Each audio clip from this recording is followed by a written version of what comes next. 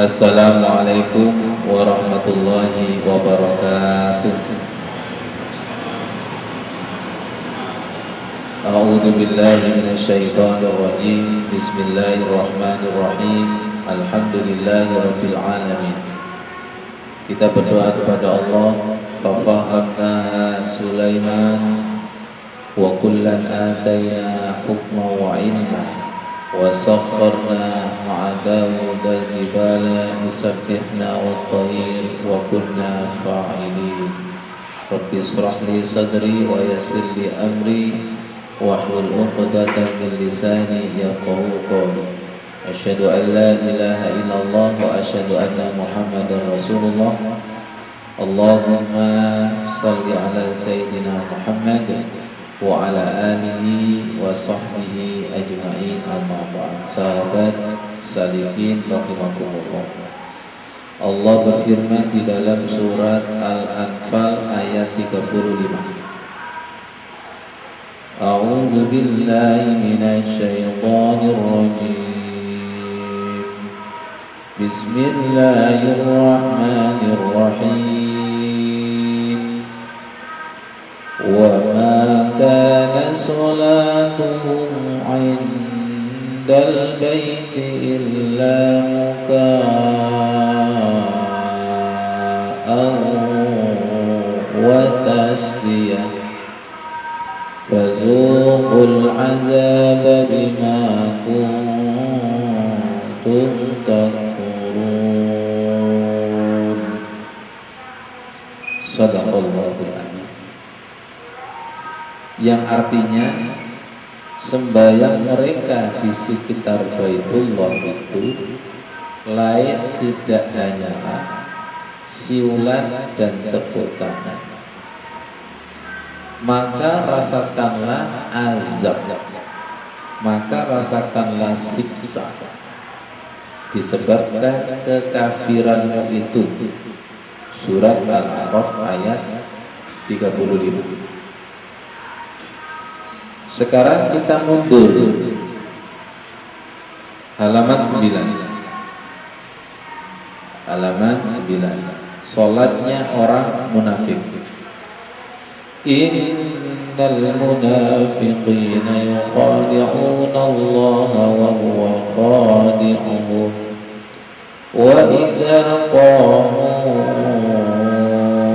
ila as-salati qamu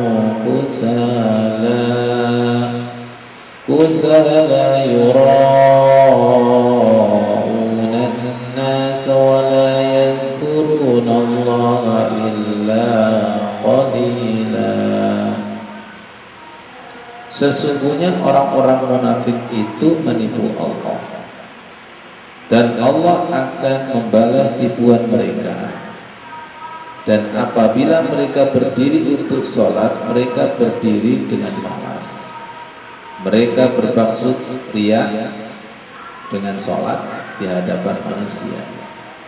Dan tidaklah mereka menyebut Allah kecuali sedikit sekali. An-Nisa ayat 142. Tolong perhatikan yang disebut nuzulul Quran. Nuzulul Quran, cahaya Al-Quran masuk ke dalam hati kita. Kalau memang dilarang, sami'na wa ata'na. Maksudnya dilarang adalah jangan sampai sholat kita itu seperti siulan, tepuk tangan, atau sholatnya orang munafik. Sahabat salikin yang online, Pak Puji, Mbak Noh, Mbak Wida, tadi ketika di sela-sela sholat kita sudah ada pembelajaran, yaitu jangan sampai kita sering melanggar ayat. Kalau dalam dunia hukum itu ada pasal, ada ayat. Sudah tahu pasalnya, sudah tahu ayatnya, tapi masih melanggar. Ini yang disebut ayatnya belum nafi. Jadi ayatnya itu belum manfaat. berkali-kali dibaca, berkali-kali diperdengarkan, masih saja melanggar ayat ini. Melanggar bahwa sholatnya orang munafik itu cirinya ada 3. Ketika sholat itu malas, 2 riya, 3 banyak melamunnya daripada ingatnya. Tolong jawab dengan jujur, sering melanggar kita ini? Sering. Berarti ayat ini belum nafi', belum bermanfaat. Belum bermanfaat. Di akhir buku ini ada doa setelah sholat. Nomor 5 halaman 72. Allahumma inna na'udzubika min ilmin la yanfa'. Ya Allah, kami berlindung kepadamu dari ilmu yang tidak manfaat. Kami berlindung kepadamu ya Allah dari ayat yang tidak manfaat. Bolak-balik diingatkan ayat ini masih melanggar. Ini yang kita takutkan. Kira-kira banyak apa banyak yang Al-Quran itu hanya sekedar bacaan, yang Al-Quran itu hanya sekedar hafalan, sedangkan prakteknya dia melanggar ayat yang dibaca, dia melanggar ayat yang dihafal. Apakah itu namanya Lailatul Qadar?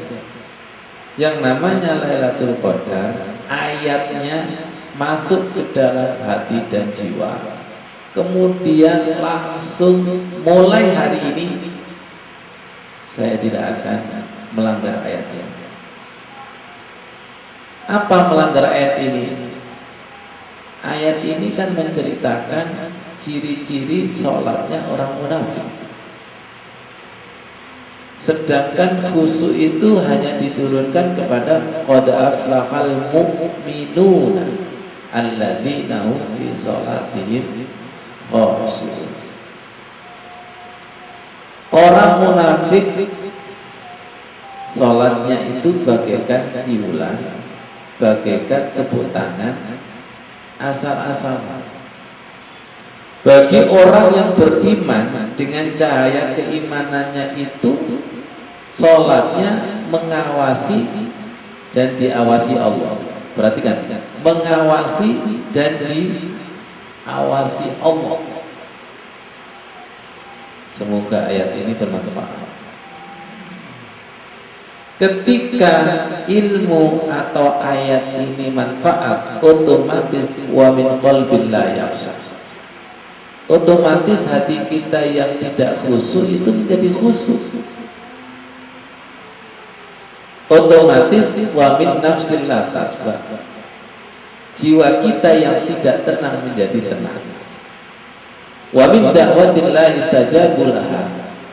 Otomatis doa-doa kita yang sekian tahun itu ditangguhkan oleh Allah diijabahi, dikabulkan. Wa min da'watin la yustajabu laha itu punya arti kalau sholat kita itu khusyuk, sholat itu adalah isinya doa. Di balik doa itu ada rasa, ada dialog 2 arah. Setiap berdoa ada ijabah, ada jawaban, ada rasa. Ini yang menyebabkan sholat kita tidak lelah dan tidak capek. Halaman 11, sholat hanya capek dan letih. Kam min qa'imin hadzuhu min sholati at-ta'abu wan nasab. Berapa banyak orang berdiri sholat tidak mendapatkan kenikmatan sholat, akan tetapi hanya lelah dan payah. Kenapa sholatnya lelah dan payah? Bacaan doanya searah, belum direspon Allah, belum 2 arah. Seperti apa sih makanan hambar itu? Seperti apa orang nelpon kemudian tidak diangkat dan tidak dijawab? Letih. Semoga yang online ini bisa lihat saya dan terdengar suara saya. Dua arah. Dan semoga kajian ini hati kita itu take and give, memberi dan menerima. Dua arah. Kalau dua arah, insya Allah tidak akan capek dan letih. Kenapa kok capek dan letih? Rasulullah bersabda, la yazalullahu muqbilan alal abdi fi sholatihi malam yaltafit. Allah itu selalu berada menghadap hambanya sholat selama tidak berpaling. Tolong tancapkan ke dalam hati dan jiwa kita, Allah itu berada di hadapan hambanya sholat selama tidak berpaling. Fa'idha iltafata insorofa anhu, ketika berpaling maka Allah tinggalkan. Kalau Allah tinggalkan berarti tidak ada Allah. Kalau tidak ada Allah, doanya lelah. Iya. Geraknya kusala. Idza qamu ila sholati qamu kusala. Geraknya itu ekspresinya malas. Ya Allah, semoga menjadi ayat yang manfaat, semoga menjadi hadis yang manfaat. Jadi yang disebut Lailatul Qadar, ayatnya manfaat, hadisnya manfaat, imunnya manfaat. Ya Pak Ufur, kalau manfaat otomatis hatinya itu tenang. Kalau manfaat otomatis doa-doanya itu diijabahi. Siapa yang doanya diijabahi? Lihat, doa yang diijabahi antara lisan dengan hati itu sama. Antara hati dengan lisan sama. Terima kasih Umi Rusmi bergabung. Antara lisan dengan hati itu sama. Bukan lamun, bukan melayang, antara hati dengan lisan sama. Kembali buka halaman 9. Innal munafiqina yukhadi'una Allah. Sesungguhnya orang munafik itu menipu Allah. Wa huwa khadi'uhum, sebaliknya Allah akan menipu mereka. Menipu. Tolong ayat ini jangan hanya dikhususkan kepada orang munafik, tapi ayat ini mengenai kita, Jadi mengenai kita itu di mana? Sholat yang malas itu menipu Allah. Membaca doa dengan tidak menyadari makna itu menipu Allah. Berkata tapi hatinya tidak ikut, itu menipu. Melihat tapi tidak melihat, menipu. Hadir hatinya tidak ikut hadir, itu menipu. Kita ini sering apa sering? Ya, sering apa sering? Kayaknya kita ini sudah banyak belajar ayat. Yang menjadi pertanyaan, apakah ayatnya ini manfaat atau ayatnya ini melaknat? Nauzubillah. Makanya kita wajib berdoa. Doa yang nomor 5 ini, lindungi dari ilmu yang tidak manfaat ya Allah. Ya betul, Ukti Indah, Umi Rusmi. Iya. Ilmu kita ini kayaknya banyak sekali. Kalau tidak percaya, bagi yang kuliah, tolong dilihat transkrip nilai. Ilmu yang kita pelajari berapa SKS? Banyak nggak itu? Kalau nggak gitu ya lihat apa namanya ijazah di belakangnya itu kan banyak ilmu sekali yang kita pelajari. Sedangkan yang kita amalkan berapa persen? Yang bermanfaat itu berapa persen? Antara yang diingat yang lupa banyak mana Bu itu? Ya betul nggak?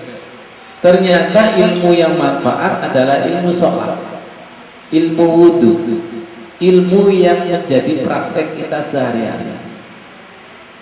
Itu pun kalau diprosentasi itu juga kecil sekali. Saya sampai hari ini menjauhkan hati saya, rumongso sudah khusus. Mungkin A sudah khusus, B belum khusus. Lindungi dari hati yang tidak khusus.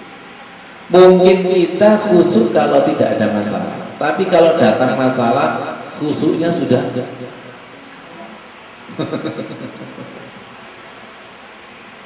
kita khusus kalau dompet tipis belum tentu juga. Ya Allah. Jadi semoga kita mewajibkan diri untuk berdoa ini. Dan kalau doa ini diijabahi Allah, itu bukan semakin GR, tapi semakin takut. Semakin takut. Jujur, kita ini semakin takut dan semakin tampak bahwa ilmu kita itu banyak tidak manfaatnya. Karena orang itu tidak sadar dan tidak takut, makanya tidak berdoa ini. Logis kira-kira? Semakin berdoa ini, kalau diijabahi Allah, itu semakin dikasih tahu bahwa ilmu kita itu masih banyak yang tidak manfaat. Contoh, kita sudah punya ilmu dalil baik Quran hadis tentang tahajud, tentang sedekah, tentang zakat. Itu banyak mana yang praktek atau sebatas teori atau dalil?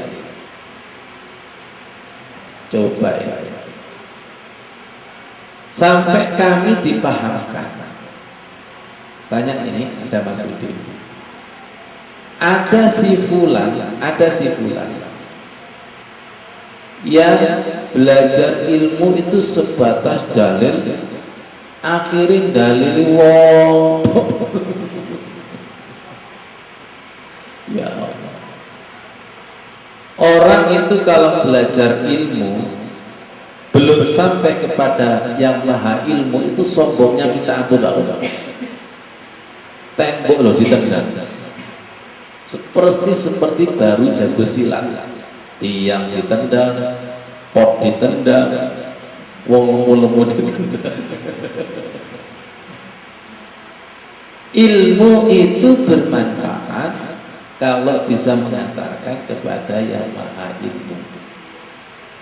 Kalau ilmu ini bisa mengantarkan kepada yang maha ilmu, oh ternyata ilmuku masih belum apa-apa. Setiap ilmu kita harus mampu mengantarkan kepada yang punya ilmu, dan itu masih belum apa-apa. Baik, kita belajar dari peristiwa KRI, kapal selam itu, dan kita belajar dari Sriwijaya, dan kita belajar dari peristiwa saya ketika naik kapal kecil di Lombok hampir tenggelam. Ternyata ombak itu masya Allah, ombak itu dahsyat. Kita tahu kecilnya kita itu kalau di tengah-tengah laut. Betul. Belum pernah sih ke tengah-tengah laut. Kita tahu kita kecil itu kalau di atas gunung. Kita tahu kita kecil itu kalau di atas angkasa. Allah ingin menunjukkan kepada hambanya, jangan sombong kalau di udara, jangan sombong kalau di dasar laut, jangan sombong kalau di jalan. Allah mengingatkan dengan subhanalladzi sakhkhara lana hadza wa ma kunna lahu muqrinin. Maha suci Allah yang telah menundukkan, Wahai pilot nakoda jangan sombong. Wahai supir mikrolet, itu kalau tidak dikendalikan Allah, Masya Allah, luar biasa. Betul gak? Tanpa kendali Allah gak bisa. Apa sih artinya pesawat? Pesawat itu besar kalau di bandara. Tapi coba kalau pesawat itu masuk ke lautan, kayak ikan teri. Pesawat itu besar kalau di kampung. Betul. Kapal itu besar kalau di kampung, tapi kalau di tengah laut kecil sekali. Semoga dibanggakan Allah Subhanahu wa taala. Ini adalah ayat kauniyah yang perlu kita baca. Ada apa ini? Barangkali ada kesombongan yang tersembunyi. Saking bisanya mengendalikan kapal, saking bisanya mengendalikan pesawat, saking bisanya mengendalikan kendaraan, jadi seakan-akan tidak ada campur tangan Allah. Nauzubillah. Seakan-akan aku yang bisa bicara itu ketika dibuat batuk dan serak sudah baru saja bahwa kita bersuara pun juga atas izin Allah. Kita gerak tangan begini juga atas izin Allah. Saudara kita yang stroke, saudara kita yang asam urat, yang gerak sedikit saja terkadang tidak bisa. Itu pelajaran yang sangat berarti dan semuanya ada di dalam Al-Quran. Semuanya itu ada di dalam Al-Quran. Ya Allah, kita baru merasakan rukuk bisa sempurna, sujud bisa sempurna. Itu ternyata nikmat yang luar biasa. Kita baru sadar ketika pas sakit. Gimana Umi Rusmi? Semoga segera sembuh. Ya Allah, ketika lutut ada bisulnya kecil aja. Jangan tahu nggak, Mike Tyson itu nggak akan jadi tarung tinju ketika di sininya ada bisul. Bisul itu kecil tapi ada panas loh. Betul nggak? Tahu bisul ya? Bahasa Jawanya wudun gitu. Itu kalau Masya Allah adem panas itu. Apanya yang disombongkan itu? Apanya yang disombongkan? Jadi ayat ini betul-betul menyindir kita. Innal munafiqina yukhadi'una Allah wa huwa khadi'uhum. Sesungguhnya orang munafik itu menipu Allah, sebaliknya Allah akan balas tipuannya. Siapa itu menipu Allah? Orang yang sholatnya malas itu menipu Allah. Idza qamu ila sholati qamu kusala. Saya ulang-ulang. Dan semoga jenengan tidak bosan. Kalau malam hari ini Lailatul Qadar, amin, dan ayat ini bermanfaat, kita akan dijauhkan dari ayat ini. Dan diakui atau tidak, ketika kita pas ngantuk dan capek, jujur, sholatnya sekedar menggugurkan kewajiban. Betul Baidi? Dan kita melanggar ayat ini? Iya. Dan itu kira-kira kalau diprosentase banyak apa sedikit? Mulai balik sampai usia sekarang, sholat sekedar menggugurkan kewajiban, berdiri aras-arasan, baca juga alas-alasan. Itu banyak apa sedikit? Banyak ya. Dan itu harus ditaubati taubatan nasuh. Dan kita harus berikrar, berjanji di hadapan Allah. untuk mentobati itu. Masih ingat? Tolong ayat ini jangan dilemparkan kepada tetangga kita. Kita bolak-balik belajar ayat tapi nggak fair. Kalau ayat ini bab tidak enak, wah ini konco. Tapi kalau ayat bab enak-enak itu adalah aku. Itu harus disadari dengan sepenuh hati bahwa saya sering seperti ini. Insya Allah nanti ayat ini akan manfaat. Saya ya Allah sering menjadi penipu Allah. Harus ditobati. Ya, kalau kita kepingin belajar ayat yang sampai makjil, itu harus diimbangi dengan diiringi dengan taubat. Saya sering melanggar ayat ini ya Allah. Berdiri malas. Yang kedua, yura'unan nas. Riya ini betul-betul penyakit manusia. Penyakit manusia. Dan diantaranya syirik kecil itu yaitu riya. Dan kata Rasulullah, diantara sesuatu yang ditakutkan oleh Rasulullah kepada umatku adalah riya.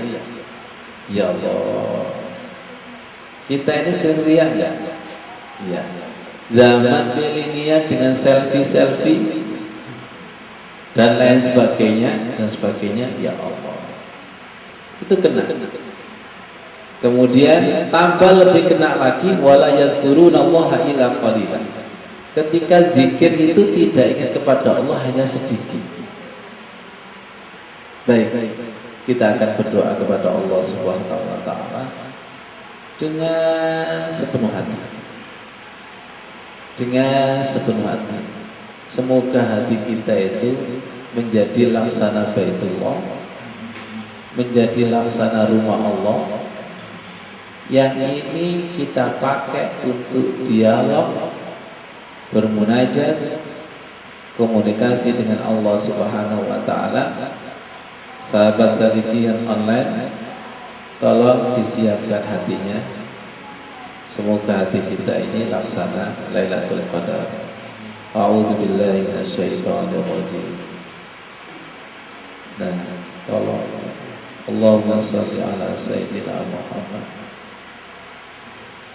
Walhamdulillahi rabbil alamin. Allahumma ja'al qulubana arsyal Qur'an wa ruhal Qur'an wa nurul Qur'an wa hubbal Qur'an wa hifzal Qur'an. Izinkan ya Allah, jadikanlah hati kami arasnya Al-Quran, ruhnya Al-Quran ya Allah. Cahaya Al-Quran ngemis di hadapan Allah. Cinta Al-Quran, hafal Al-Quran. Cahaya Al-Quran tidak akan masuk kalau kita tidak menyadari dengan taubat dan nasihat. La yamassuhu illal mutahharun. Allahumma ja'al qulubana, lebih masuk, arsyal Qur'an wa ruhal Qur'an wa nurul Qur'an wa hubbal Qur'an. Rasakan. Innal munafiqina yukhadi'una Allah wa huwa khadi'uhum wa idza qamu ila sholati qamu kusala. Kami sering di sisi yura'una nas wa la yadhkuruna Allah illa qalila. Bersihkan dari sifat segera cabut ya Allah sifat-sifat munafik sholat yang sudah mendarat daging. Semuanya ngaku di hadapan Allah. Jenengan cabut seakar-akarnya ya Allah. Mulai balik sampai sekarang jenengan cabut seakar-akarnya sifat-sifat orang munafik sholat. Jadikanlah kami mukmin yang sholat. Qad aflahal mu'minun alladzina hum fi salatihim khashi'un. Ya Allah. Masuk lagi. Allahumma inna na'udzubika min ilmin la yanfa'. Jadikanlah ayat ini manfaat sampai kami menghadap-Mu ya Allah. Wa min qalbin la yakhsha. Jadikanlah ayat ini semakin kami khusyuk. Wa min nafsin la tasba. Jadikanlah jiwa kami tenang. Wa min da'watin la yustajabu laha. Ya Allah, jadikanlah doa-doa kami di dalam sholat itu ada respon.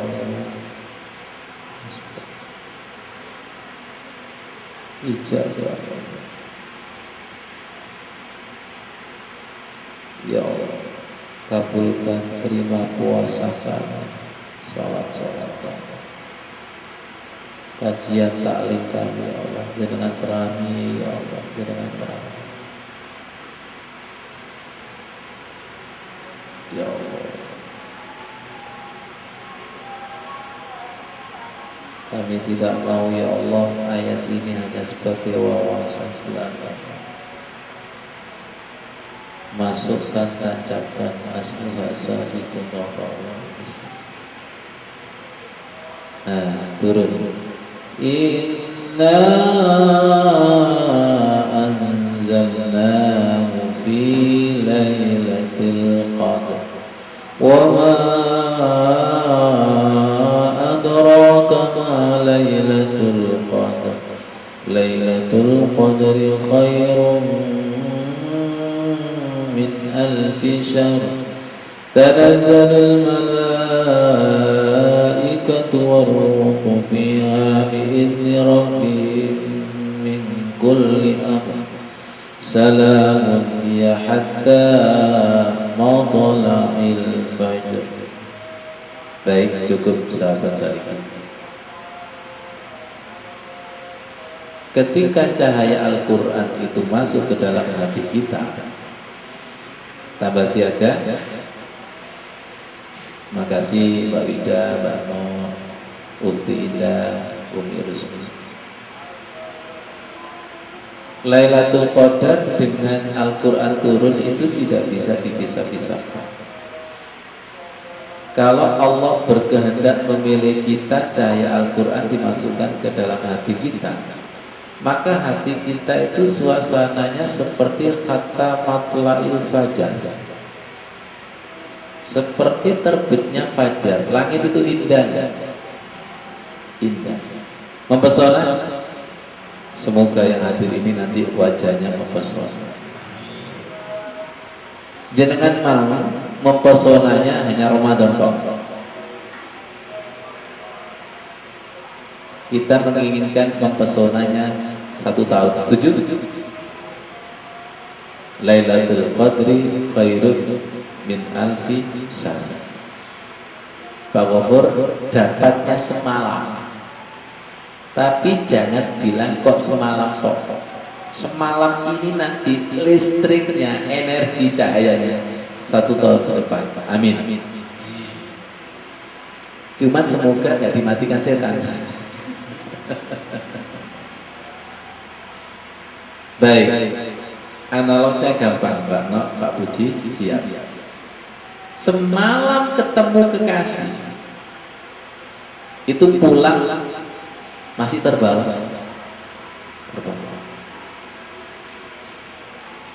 Kalau cintanya semakin dahsyat, semakin terbawa. Saking terbawanya itu gak sok turun.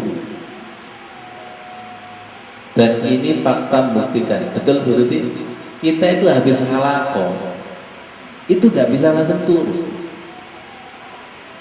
Dulu ketika kami belum punya tensi darah itu malah menulis setelah halaqah itu nulis.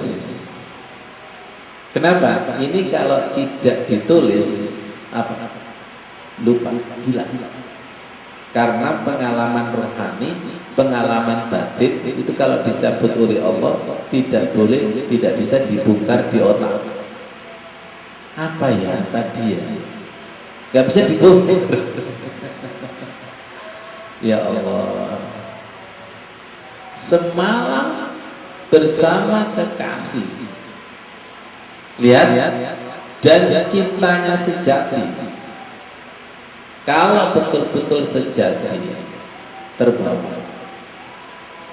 Sahabat Salikin jenengan sebagai saksi, buku ini kan juga kado malam Lailatul Qadar.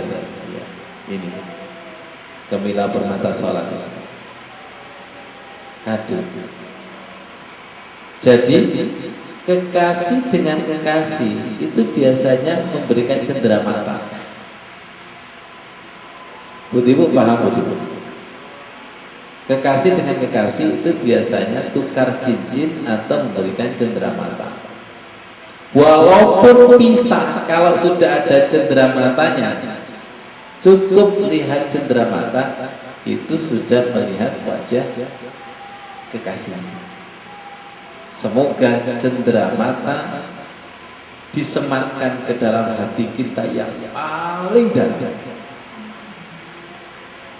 paling dalam, sedalam cinta. Pepatah mengatakan dalamnya lautan itu berapa meter itu?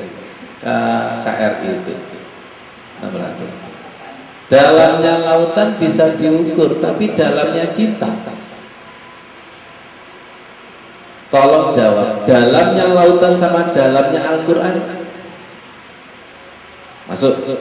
Dalamnya lautan dengan dalamnya khusus. Paham maksudnya? Jadi kita tahu dalamnya Al-Quran, kita tahu dalamnya Al-Fatihah. Itu kalau punya namanya apa? Cinta. Jenengan tahu penyelam itu biasanya di punggungnya ada apa? Oksigen.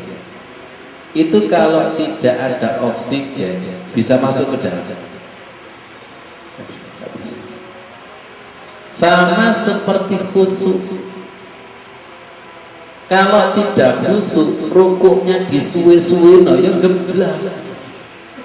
Kalau tidak khusyuk, sujudnya disuwe-suwe no enggak bisa.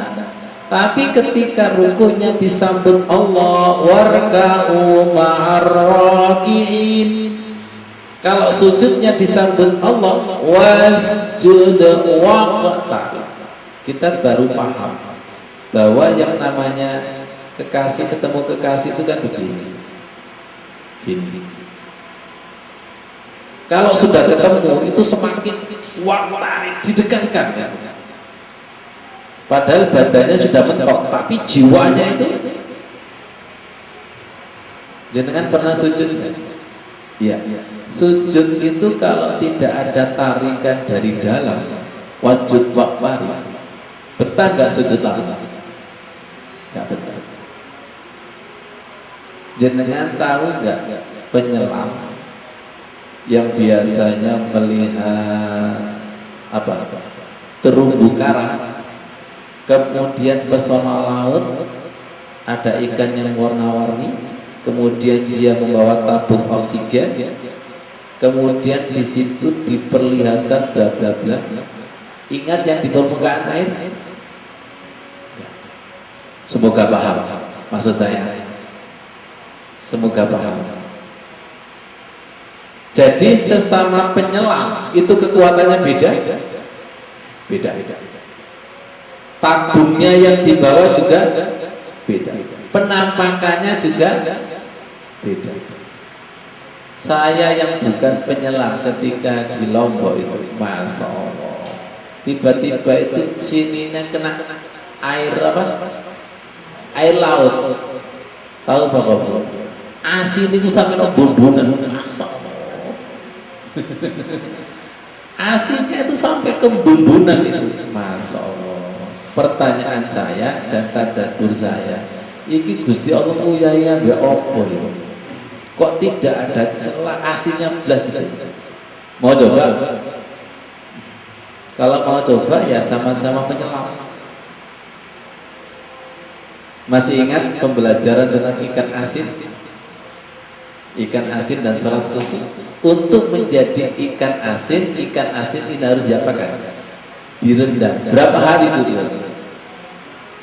Berhari-hari agar asinnya itu betul-betul rata. Beda dengan orang yang nyablon. Tahu nyablon? Bukan nyablon ya. Weter. Tahu weter itu? Mbak Wida tahu weter ya? Tahu weter ya? Kain itu tidak akan terweteri kalau ada di permukaan air. Tapi kalau kain itu berada di dalam air, direndam lama, meresap, harapannya apa? Weterannya itu rata. Semoga paham. Rukuk dan sujud itu kayak gitu Pak. Harus warka'u ma'arok gitu. Gimana caranya rukuk kita itu betul-betul terendam, tenggelam. Bagaimana sujud kita itu tenggelam dalam sujud. Kalau betul-betul terendam, tenggelam di dalam rukuk dan sujud, maka fisik kita itu betul-betul tarahum ruk'an sujadan, seperti Rasulullah. Aku melihat walaupun dia berjalan, tapi bias rukuk dan sujudnya itu masih ada. Betul, paham betul? Ya Mas Eri? Dia itu sudah keluar dari rumah kekasihnya dan sudah berjalan, tapi mesem dewi coba. Ya Allah, paham ya Bu Edi ya? Ya Bu Edi, ini kan dia sudah keluar dari rumah kekasih, bahkan sudah di rumah, tapi karena kekuatan cintanya itu betul-betul melekat mendarah daging, itu masih terbawa itu, sampai rumah kekasihnya terbawa dalam bayangannya, ruang tamunya itu terbawa.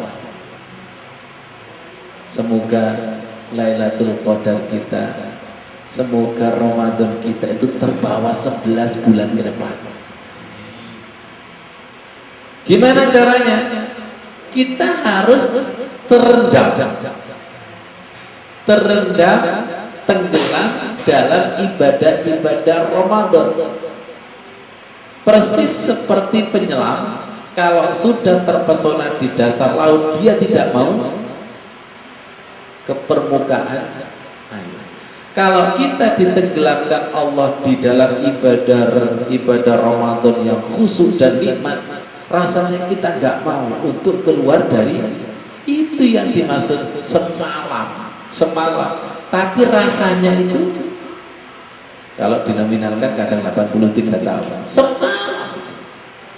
Semoga kita mendapatkan semalam. Dan tidak hanya semalam.